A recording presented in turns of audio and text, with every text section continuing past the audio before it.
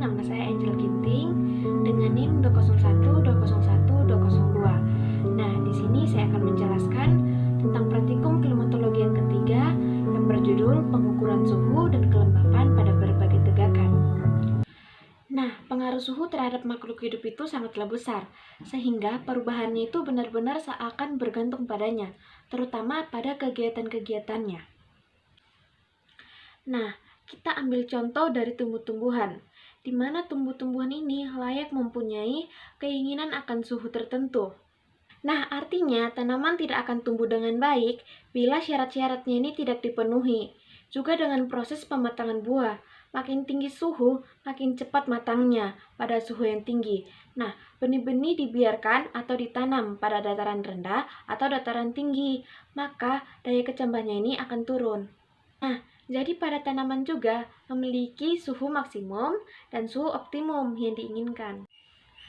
Nah, suhu tanaman yang mengalami transpirasi ini seringkali berada dalam kisaran derajat suhu pada sekitarnya. Nah, daun-daun mungkin lebih tinggi atau lebih hangat daripada udara. Tetapi suhu daun biasanya meningkat dengan meningkatnya penyinaran matahari. Nah, kelembapan atau RH juga dipengaruhi oleh adanya pohon-pohon pelindung, terutama pada pohon-pohon yang rapat. Nah, di mana kerapatannya ini diimbangi dengan tajuk yang lebat, sehingga membuat suhu pada pohon-pohon tersebut lebih rendah. Jadi, tujuan dari praktikum kali ini adalah kita dapat mengukur suhu dan kelembapan dari berbagai tegakan, yaitu dari pohon mahoni, pohon jati, dan juga pohon sawit. Nah, kedua, kita dapat mengukur fluktuasi suhu pada berbagai tegakan. Nah, alat yang kita butuhkan pada praktikum kali ini adalah termometer air raksa sebanyak 2 buah, tiang penyangga lebih kurang 2 meter, kapas, benang paling berwarna cerah, stopwatch, pipet tetes, meteran, dan juga tali rafia. Bahan yang kita gunakan kali ini juga adalah tabel RH, kertas milimeter, dan juga aquades. Nah, prosedur dari praktikum kali ini adalah: pertama, kita menyiapkan alat dan bahan. Kedua, kita meletakkan tiang penyangga tersebut ke tempat yang sudah ditentukan. Ketiga, kita mengikat payung berwarna cerah tersebut ke tiang penyangga menggunakan tali rafia. Keempat, kita mengikat termometer air raksa ke tiang penyangga menggunakan benang.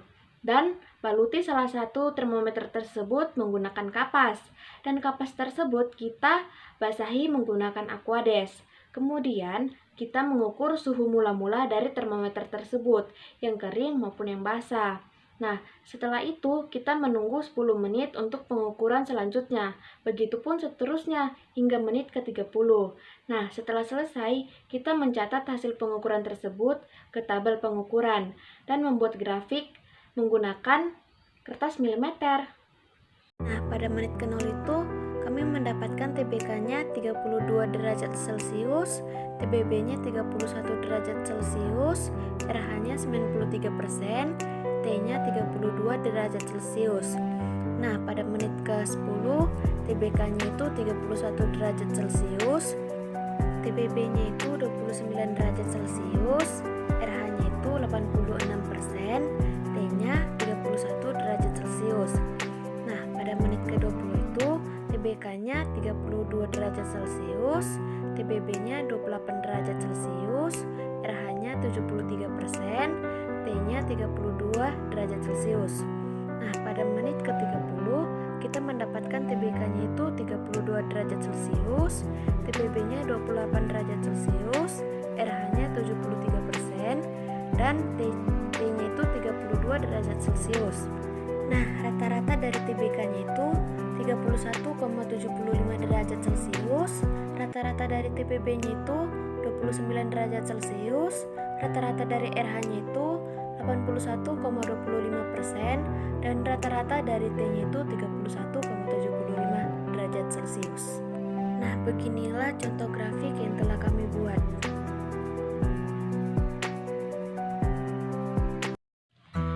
Nah, kesimpulan dari praktikum kali ini adalah suhu bola basah lebih rendah daripada suhu bola kering, karena pada suhu bola basah selalu ditetesi dengan air dan dibaluti dengan kapas, sehingga sinar